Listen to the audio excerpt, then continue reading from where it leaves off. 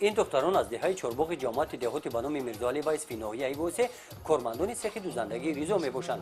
در نمایش لباسهای ملی این گونه کرته‌های با طرح ملی دختر خود را نمایش میدهند.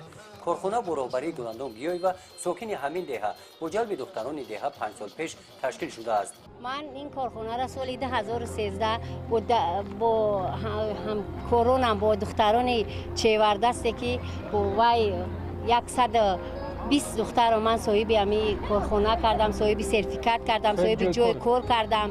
ما با همه همراهی همین دخترها گلدوزی، لباس پوراکنی، مثال اینا دختانی رفیده ها همی رو در همین کارخانه از سال 2013 همین کارخانه رو تشکیل کردیم، کار و فعالیت کرده ایستادیم. پخت پزا میلیم، کلچه های کلون، میده، همه اینها رو با همراهی دختران دمی چورابینی ها کردیم. آینده نقشه ها دارم که همین سیخ دوزندگیم رو با کار بدرارم، مثال یوردم هم تنخه کمی کارخانه ما مثال با کار بدرارم، انشالله که با در تاجیکستان با فعالیت خودم رو با میگذارم که مثال با چند دختر دیگر رو با صاحب دیپلم، صاحب جای کار با انشالله به امر خداوند میکنم. کارخانه دوزندگی ریزا در دهه چورباغ و مکان برگزاری چورابینی های فرهنگی تبدیل یافته است.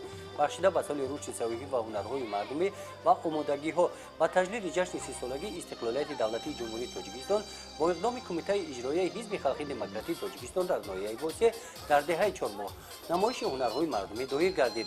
در این نمایش محصولات‌های استحصالی دختران کارخانه دوزندگی ریزا و هنرمندان دهه مورد توجه نمایندگان حزب و مقامات اجرایی حکومت دولتی ناحیه قرار گرفته بهای بلند را صاحب گشتند. همه مردم با خوبی درک کردن، هنرهای خود را پیشنهاد کردن.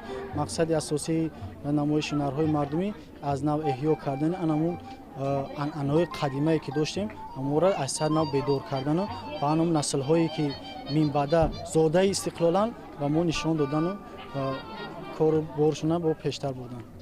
با دستگیری مقامات اجرایی حکومت دولتی ناحیه و کمیته محلی دهه چورباغ زنان و دختران بشغل دهه چورباغ برای از خود نمودن هنر دوزندگی و پزندگی به این مرکز جلب کرده می شوند.